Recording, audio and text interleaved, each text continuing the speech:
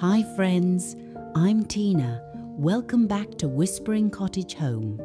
There's a little stretch of the year I've always loved when summer hasn't quite packed its bags, but you can feel fall beginning to tap at the door. The garden is still giving us flowers, the afternoons are bright, and yet suddenly that light through the kitchen window looks a little softer. Today, I'm sharing 10 simple changes that can carry a cottage home from late summer into early fall without completely redecorating it. We'll use colour, textiles, flowers, old treasures, lighting, and a few practical swaps to make our rooms feel seasonal while still looking bright, cheerful, and collected rather than crowded. And most of these ideas can begin with things you already own.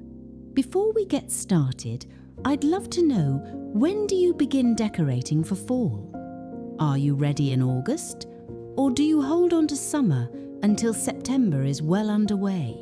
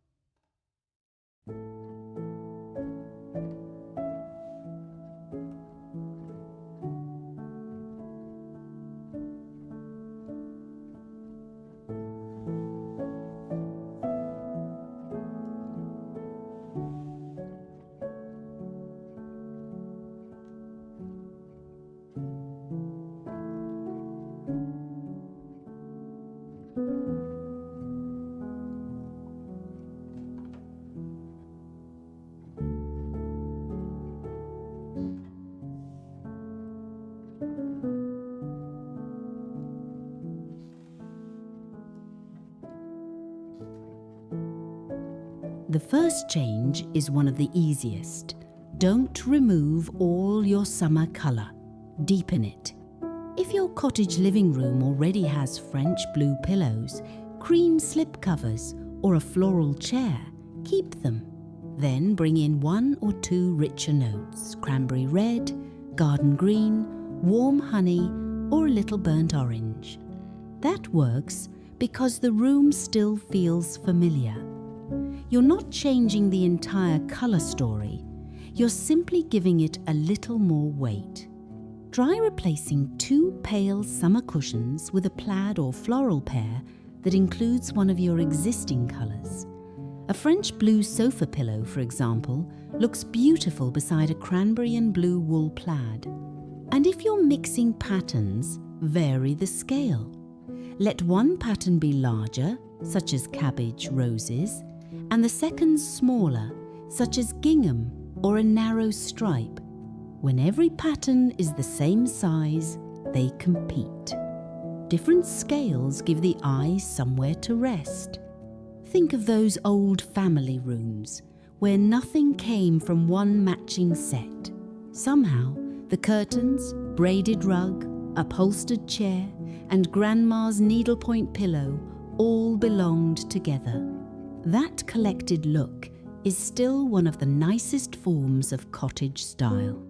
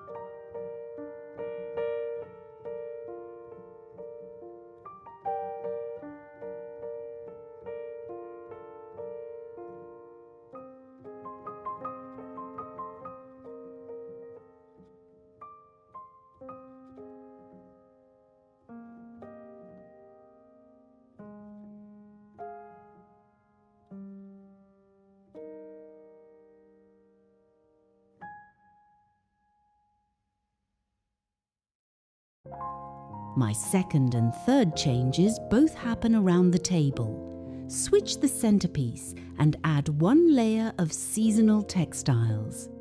You don't need pumpkins everywhere. Start with something that still belongs to late summer zinnias, dahlias, black-eyed Susans, or clipped garden greenery, and place them in a piece that feels a little more autumnal. Maybe it's an old amber glass jar, a blue and white stoneware crock, or a copper pitcher polished just enough to glow. Then add a runner, cloth, napkins, or placemats in a deeper pattern. A farmhouse table can change personality with just one textile. A cream and blue kitchen in August may feel completely different with a small red gingham runner in September. If you remember lace-edged Sunday napkins tucked into a sideboard drawer, this is a lovely time to bring them out again. Pairing an old-fashioned white napkin with a plaid or floral tablecloth keeps the setting from becoming too dark. Here's another practical tip. Leave part of the tabletop visible. That little stretch of bare honey, oak, or painted pine gives the centerpiece more importance. It also keeps a richly decorated farmhouse kitchen from looking cluttered. Sometimes the best home decor ideas are as much about what we leave alone as what we add.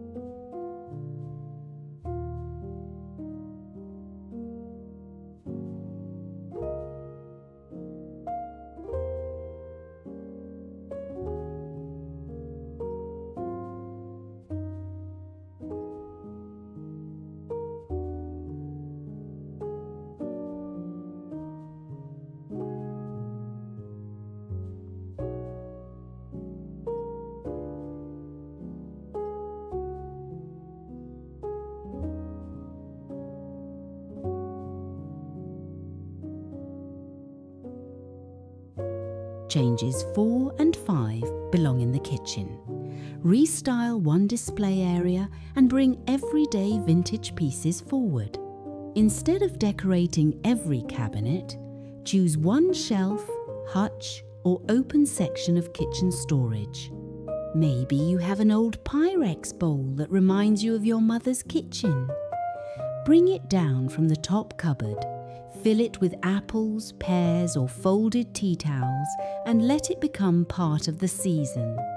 Add 2 or 3 pieces around it, perhaps a cream stoneware pitcher, a wooden breadboard worn smooth at the handle, and one little red transferware plate. Odd-numbered groupings often look more relaxed than straight rows because the eye moves naturally from one height to another. And notice how useful pieces can become part of the decorating. Wooden spoons in an old crock, a striped dish towel over the oven handle, or a recipe card propped near the flour canister give a farmhouse kitchen that lived-in feeling no store-bought accessory can quite copy. For anyone considering a small kitchen makeover, this is also a good reminder that better kitchen storage and thoughtful display can change a room before you ever consider major home renovation ideas. And I'd love to ask you here in the middle of our visit, what old kitchen piece would you never part with? Tell me about it in the comments. I know there will be some wonderful memories attached to those bowls, dishes, and well-used wooden spoons.